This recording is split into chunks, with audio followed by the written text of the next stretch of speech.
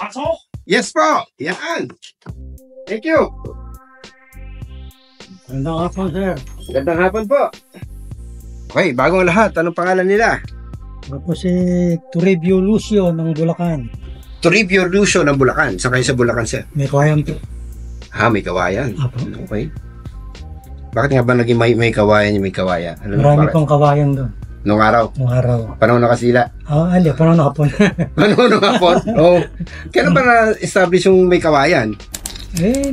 Wag pa lang. Pero nung pangandun na ako pinanganak. Doon na kayo pinanganak? Kailan talagang mapakaraming kawayan doon. So sir, anong atin? Ito po, ano po sa inyo yung aking yan. Coins at saka 1974 na na 25 pesos. Tsaka mga paper bills. Okay. Sige, so saka po itong plaka. okay, ano po ako dito? Sige, mamaya na natin presyon yan. Tingnan natin itong mga plaka mo. Si plaka mo na dito si Golden Hits sa Nora Honor. Tama ba yung ano niya? Yan Golden Hits. Ikaw ba siya? Pamilyar ka doon sa mga kanta ni Nora Honor? Asawa ko po. Asawa mo? Paborito niya yun. Wow. Hanggang sa living nakikita niya. Nag-ano siya sa libing? Nakalibing siya? Talaga? Alam niya naman pansin. Ayos na. Lahat na kami matanda na. 75 na po ako. Paro kami. Ito may extra plaka. Side 2, Nora Honor. Ano siya? Nagigis-gisan yung plaka. Medyo malikabok. Labas na natin ito siya para hindi yan. Let me try again. Ano ba tono nun, Arnel? Let me try again. Let me try again. Ulit. Let me try again. Yun! Ano natin yung plaka? Marunong pa kumanta. Ito, Victor Wood. Mr. Lonely. Ayan. Mr. Lonely. Ano ba? Lonely. I'm Mr. Lonely. Hidang na. Single pala yan. Top hits. Nga lang, top hits din yung top hits din yung plaka. Parang pinapakangat-ngat nyo na sa daga. Nakalagay doon sa kanyang lagayan talaga. Buksan namin marami ng kain. Marami ng kain. Mapagtsagaan pa ba natin ito? Ha? Sumukan. Kasi siyempre... No, itong top hits, mahirap na rin hanapin to. Meron pa tayo dito? Meron pa. Meron pa? Yeah, mahirap hanapin yan, pero yung condition naman niya. Sama. Chacha! Anastasio Mamaril. Pilipino yun. Sampaguita. Uy. Mahirap din to Pero sir. Talaga hindi na alasan ang alagaan. Hindi ko nga po, napabayaan na yun sa cabinet, sa lagyan talaga. Sira na nga yung kanyang lagay niya, yung parang pono. May phonograph. Kinakain na ng daga. Sinira na ako ng dagang ulit. Sayang. Sige, ano pa to? Yan Ano to? Yan po. Secret? Ako po si Angelo Bernardo. Welcome sa Decado Collectible Show, Season 2. Bili, benta, appraisal, kwentuhan at pasyal. Coins, paper money, vinyl records, collectibles, memorabilia at antiques. Di lang pang Pawn Stars at pang pickers, pang appraisals at auction services pa. Tara, kwentuhan tayo. Secret. Secret ano? Secret weapon. Kung saan to? Alam niyo na yun. Hindi. Basa niyo naman. Sige, basahin natin to Kasama natin yung audience. Warning, unauthorized disclosure of information contained in the attached document will be extremely prejudicial to... Naku, secret ito. Meron ba akong pipirmahan, NDA o non-disclosure para hindi natin pwede i-vlog. Investigation report on hazardous radioactive materials. Preliminary recovery negotiations with alleged holders. Other commodities of the ill-fated US military airplane. Teka. Ano ba to? Nag-crash yung aeroplano ng US. Tapos, merong hazardous materials yun. Yan po yan. Okay. Saan nag-crash ito? Sa bukid doon po. Bukid nun. Description of U-235. Quantity in total, 2. Quantity in each location, 2. Leaking or not? Not leaking. So, ibig sabihin, meron siyang lead box, ganon. Lead block. May ledo yan. Tapos, paano nyo nakuha to, sir? Kasama ko sundalo. Hindi man po ako sundalo. Yung kumpare ko sundalo. Kasama niyo sundalo. Tapos na-recover nila. Na-recover yan. Proof of ownership history. Late 1980, expedition group found the U-35 in an area of Mindanao. Malipas pa ng Mindanao. Tracing history, a U.S. air cargo plane named Solar Sword. Piloted by John Smith and Ronald Reagan III. Naku. Meron ba po si Ronald Reagan? Hindi ko alam. Nandun dog tag lang. So, ito yung, drawing. Wala ba yung actual picture? Hindi, actual yun talaga yan.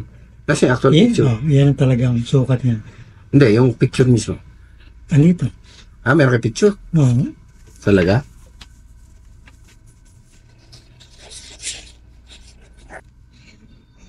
Hindi, tingnan natin. Sandigan orders 1 pound and relay in suspension. Tagal na nito Tagal na po yan. JPA suspension. So, ito yung mga block na to.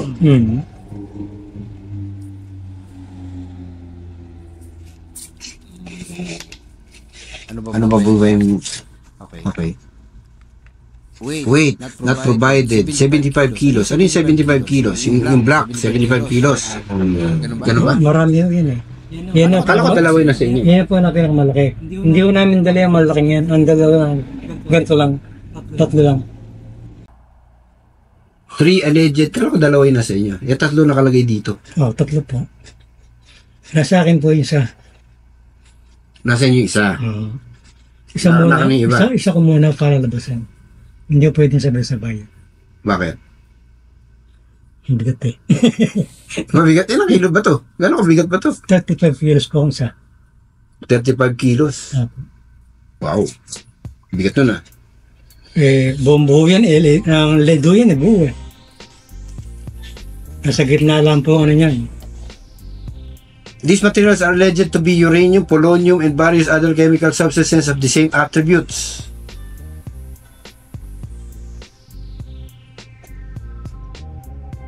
Okay. Engineer Salamat further alleged that there are other commodities that they believe are extremely valuable. Wells Fargo, U.S. financial bonds, valuable U.S. Treasury and bank investments. Offered for inspection some uranium blocks. Wow. Ba't may Wells Fargo na dito? At U.S. financial bonds. Medyo palabo yung istorya. Recovering Mark U bars. Denoted USA. 100 in quantity. Ano tong 235 and 23? Yan po yan. Okay. And then holders would like to return these materials. So kayo, gusto nyo isole? O ba't hindi nyo isole siya? Namatay na ko yung kausap ko. Namatay na yung kausap nyo sa US? Para Hindi po ba, pag gano'n, siyempre, may mga US officials yan, di ba? Hindi po ba... ang kailangan natin, yung sila na makapag-usap, hindi na ako kasama. Sino sila? Yung kaibigan ko namatay. Sige. Teka. Linawin lang natin ang may-ari ay yung kaibigan niya. O kayo? Ako na, may-ari. Binigay na sa Kasi yung kaibigan niya. namatay na yung kumpare ko na army. Pinagkatiwala na sa akin. Pinagkatiwala na sa inyo. Kung gusto niyo isole, ba't di kayo pumunta sa US Embassy? Tapos isole niyo na lang. Yun, natakot niya ako. Takot kayo? Okay. Sige. On uranium in the Philippines, with attached photos in newspaper article. Presence of depleted uranium piece in the Philippines. Dahong Palay Weekly. Depleted uranium. Sinvergence Ventures Corporation. Responding to irregularity regarding proper way to remove these materials from their current care and restore them to the U.S. government. 2021. Gusto ko lang po talaga mayali sa amin. Mayali sa inyo. Opo. Yun lang. So, Matanda na po kami. kung may contact tayo sa US Embassy, papupuntay namin sa inyo tapos sila na magre-recover. Ano po ba? Oo. Sa tagal naman siguro ng ating, sa tagal ng pagtatago niyan, siguro baka mabigyan naman kami ng konsiderasyon. Saka ano yan di ba? Radioactive yan di ba? Ano ko sa Philippine Constitution, ano nakalagay sa Philippine Constitution? Dinideclare ng Philippine Constitution na tayo ay nuclear free. Yun ang pagkatanda ko Opo. Yun yung pagkatanda ko. So, Pero dito rin naman galing yan. kung sa eroplano ng US to, ibig sabihin, parang in violation sila doon sa Sa ginawa sa Philippine laws na nandito sila. Anyway, medyo sa akin dito, medyo overwhelmed ako dito.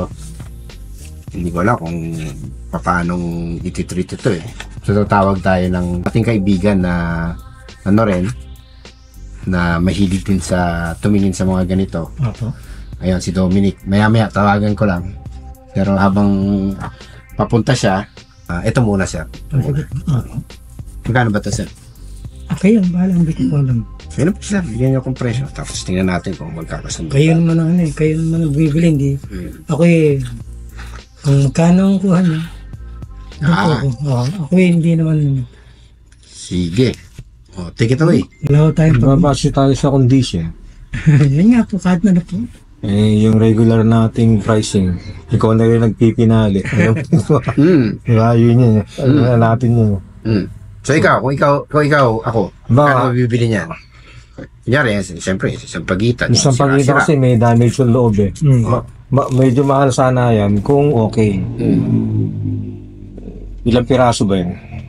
1, 2, 3, 4, 5, 6. Tapos isang walang isa lang bahay. Wala na yan. Wala na to, walang bahay. Hindi counted. 6. 6.